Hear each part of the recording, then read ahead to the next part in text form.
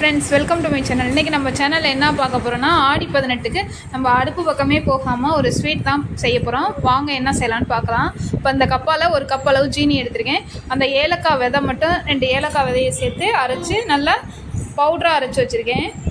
அதே மாதிரி இந்த கப்பால் 3 கப் நான் பொரி எடுத்திருக்கேங்க. அதோட 10 முந்திரி பருப்பு, நிலக்கடலை ஒரு அரை கப் எடுத்து சேர்த்தா பவுட்ராக அரைச்சி எடுத்துக்கோங்க.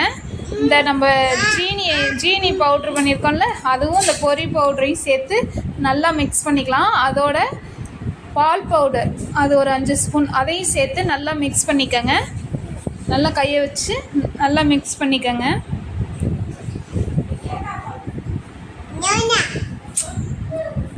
நல்லா மிக்ஸ் பண்ணிக்கோங்க.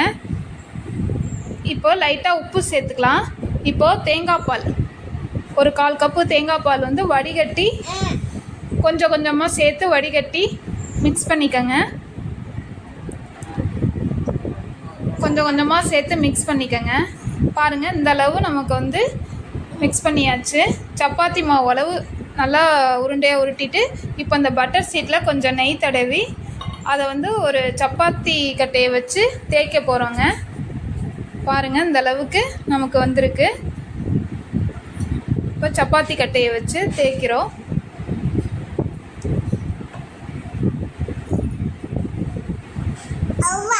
அவ்வளோதாங்க. இப்போ நம்ம கத்தியில் கட் பண்ணிக்கலாம்.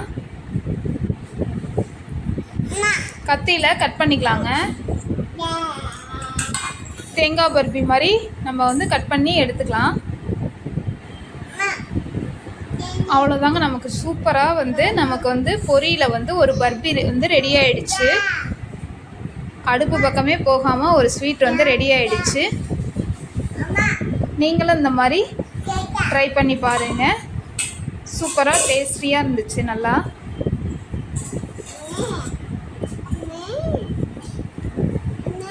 எங்கள் சேனலை இதுவரையும் சப்ஸ்கிரைப் பண்ணாதவங்க சப்ஸ்கிரைப் பண்ணுங்கள். வீடியோ பிடிச்சிருந்துச்சுன்னா லைக் பண்ணுங்கள், ஷேர் பண்ணுங்கள், கமெண்ட் பண்ணுங்கள். Thanks for watching.